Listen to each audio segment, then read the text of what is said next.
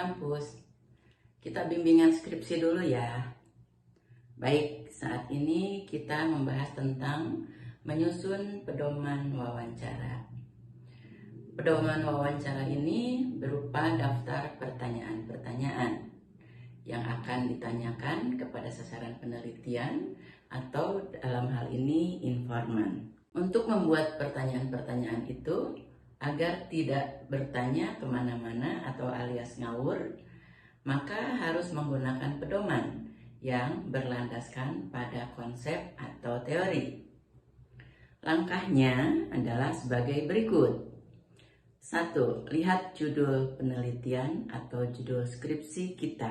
Dalam judul tersebut terdapat variabel penelitian. Dalam variabel penelitian itu menggunakan konsep.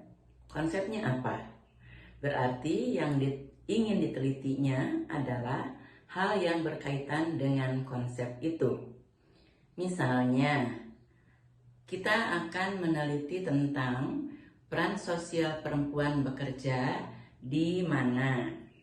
Konsepnya adalah tentang peran sosial.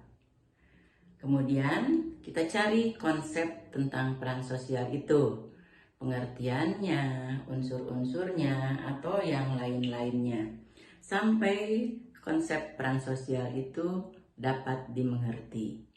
Mengenai peran sosial ini, menurut pengertian teori peran, didefinisikan sebagai serangkaian hak, kewajiban, harapan, norma, dan perilaku seseorang yang harus dihadapi dan dipenuhi. Menurut Astuti, mengenai peran gender wanita ini terdiri atas 3. Yang pertama adalah peran domestik, di mana peran domestik ini sebagai peran tradisional lebih menitik beratkan pada kodrat wanita secara biologis, tidak dapat dihargai dengan nilai uang atau barang. Peran ini pun terkait dengan kelangsungan hidup manusia. Contohnya, peran ibu pada saat mengandung, melahirkan, dan menyusui anak adalah kodrat dari seorang ibu. Kemudian peran ini pun pada akhirnya diikuti dengan kewajiban mengerjakan pekerjaan rumah. Peran yang kedua adalah peran produktif. Peran produktif ini adalah peran yang dihargai dengan uang atau barang yang menghasilkan uang atau jasa yang berkaitan dengan kegiatan ekonomi. Peran ini diidentikan sebagai peran wanita di sektor publik, yaitu peran dari seorang wanita yang memiliki peran tambahan sebagai pencari nafkah tambahan bagi keluarganya. Contohnya, perempuan atau wanita yang menjadi pegawai, kemudian perempuan atau wanita yang menjadi guru atau juga menjadi pengusaha. Peran yang ketiga adalah peran sosial atau peran kemasyarakatan. Peran sosial pada dasarnya merupakan suatu kebutuhan manusia, termasuk para ibu rumah tangga untuk mengaktualisasikan dirinya dalam masyarakat. Jadi, perempuan bekerja dalam penelitian ini menyandang 3 peran tersebut sekaligus.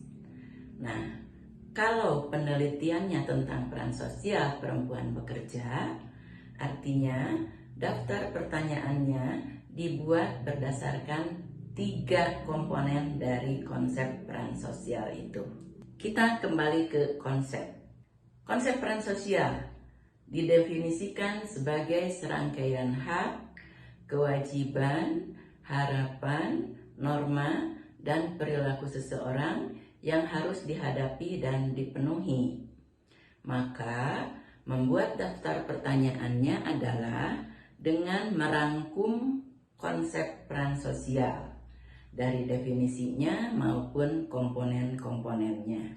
Jadi, yang ditanyakan adalah tentang hak, kewajiban, harapan, norma, dan perilaku perempuan di dalam keluarga, di tempat bekerja, dan di lingkungan masyarakat. Contoh bagaimana menyusun atau mengurut langkah-langkah untuk membuat pertanyaan.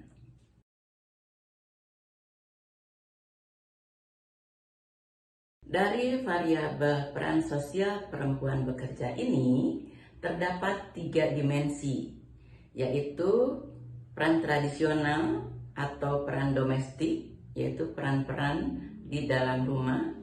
Yang kedua adalah peran produktif, yaitu peran-peran di tempat bekerja. Dan yang ketiga adalah peran kemasyarakatan atau peran-peran di lingkungan masyarakat. Kita contohkan dari satu dimensi atau dimensi yang pertama, itu ada indikator mengenai hak, kewajiban, harapan, norma, dan perilaku. Kemudian dari indikator tersebut ada item-item pertanyaan. Misalnya hak ibu rumah tangga atau hak perempuan di dalam rumah itu apa? Misalnya ada hak untuk mendapatkan perhatian, kemudian hak untuk berpendapat. Dari item pertanyaan ini maka dapat dibuat kalimat tanyanya. Misalnya dari item pertanyaan perhatian.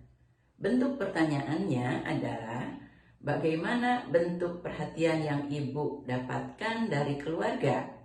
Kemudian dari item pertanyaan yang kedua, yaitu hak untuk berpendapat.